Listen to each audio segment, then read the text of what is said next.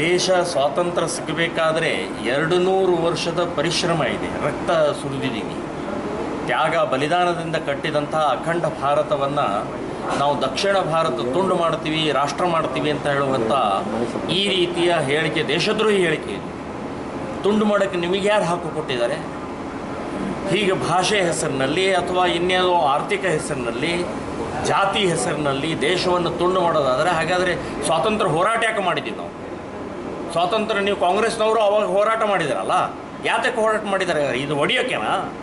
ಈಗಾಗಲೇ ಹೊಡೆದಿದ್ದೀರಿ ನೀವು ಪಾಕಿಸ್ತಾನ ಅಂತನ್ನುವಂಥದ್ದು, ಹೊಡೆದಿದ್ದೀರಿ. ಹೊಡಬಾರ್ದಾಗಿದ್ದಂಥ ಪಾಕಿಸ್ತಾನವನ್ನು ಕೊಟ್ಟಿದ್ದೀರಿ ನೀವು. ಮತ್ತೆ ನೀವು ದಕ್ಷಿಣ ಭಾರತ ರಾಷ್ಟ್ರ ಮಾಡ್ತೀವಿ ಅಂತಂದರೆ ಏನು ಹೇಳಿಕೆ ನಿಮ್ಮದು? ಸೊ ಆ ಹಿನ್ನೆಲೆಯಲ್ಲಿ ಈಶ್ವರಪ್ಪನವರು ಒಬ್ಬ ದೇಶಭಕ್ತರಾಗಿ ಅದನ್ನು ನೋವು ತಡ್ಕೊಳ್ಳೋಕ್ಕಾಗದೆ ಸಿಟ್ಟಿನಿಂದ ಹೇಳಿದ್ದಾರೆ. ಏನು ಹೇಳಿದ್ದಾರೆ? ಗುಂಡಿಕ್ಕೆ ಬೇಕು ಇಂಥವರನ್ನು ಅಂಥ ಕಾನೂನು ರಚನೆ ಮಾಡಿ ಅಂತನ್ನುವಂಥದ್ದು ಹೇಳಿಕೆಯನ್ನು ಕೊಟ್ಟಿದ್ದಾರೆ. ನಾನು ಈಶ್ವರಪ್ಪನವರ ವಿಚಾರವನ್ನು ಬೆಂಬಲಿಸ್ತಾ ಇದ್ದೀನಿ.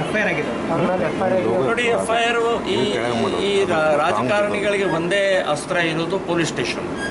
ಹೆದರ್ಸೋದು, ಬೆದರಿಸೋದು, ಗುಂಡಾ ಆ್ಯಕ್ಟ್ ಹಾಕೋದು, ರೌಡಿ ಸೀಟರ್ ಹಾಕೋದು, ಇದೇ ಉದ್ಯೋಗ ಇವ್ರದ್ದು ನೈತಿಕವಾಗಿ ಅಥವಾ ಬೌದ್ಧಿಕವಾಗಿ ಚರ್ಚೆ ಮಾಡುವಂಥ ಇವರಲ್ಲಿ ಏನು ತಾಕತ್ತಿಲ್ಲ. ಇನ್ನು ಪೊಲೀಸರ ಮೂಲಕ ಹತ್ತಿಕ್ಕುವಂಥ ಪ್ರಯತ್ನವನ್ನು ಮಾಡ್ತಾರೆ. ಇಂಥವು ಬಹಳ ಈಶ್ವರಪ್ಪನವ್ರು ಎದುರಿಸಿದ್ದಾರೆ, ಕಾನೂನಾತ್ಮಕವಾಗಿ ಎದುರಿಸ್ತಾರೆ. ಈಗ ಹರೀಶ್ ಪೂಂಜಾ ಅವರು ಇದೇ ವಿಚಾರ ಇಟ್ಕೊಂಡು ಈಗ ಹಿಂದೂಗಳ ತೆರಿಗೆ ಹಿಂದೂಗಳಿಗೆ ಇದು ಮಾಡಬೇಕು ಅನ್ನೋಂಥದ್ದು, ಅಂದರೆ ಯಾವ ಮಟ್ಟಿಗೆ ಹೋಗ್ತಾ ಇದೆ ಅನ್ನೋಂಥದ್ದು. ಇಲ್ಲ, ಚರ್ಚೆ ಆಗ್ತಾ ಇರುವಂಥದ್ದು ಸರಿಯಲ್ಲ. ಹಿಂದೂಗಳ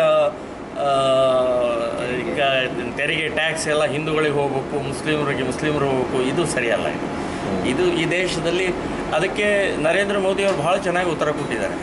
ನಾವು ರಾಷ್ಟ್ರ ಉಳಿಯುವಂತಲ್ಲ, ರಾಷ್ಟ್ರ ಜೋಡಿಸುವಂಥ ಕೆಲಸ ಸಮಾನತೆಯಿಂದ ನಾನು ನೋಡ್ಕೊಳ್ತಾ ಇದ್ದೀನಿ. ಇಲ್ಲಿವರೆಗೆ ಯಾವುದೇ ರೀತಿಯ ಭೇದ ಭಾವ ಇಲ್ಲದೆ ನಾನು ಇಲ್ಲಿ ನಡೆಸ್ಕೊಂಡು ಬಂದಿದ್ದೇನೆ 10 ವರ್ಷ ಅಂತನ್ನುವಂಥ ಭಾಳ ಸ್ಪಷ್ಟವಾದಂಥದ್ದು ಉತ್ತರವನ್ನು ಕೊಟ್ಟಿದ್ದಾರೆ ಅವರು.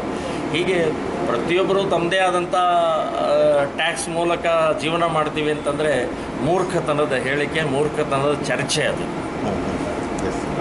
ಇವತ್ತಿನ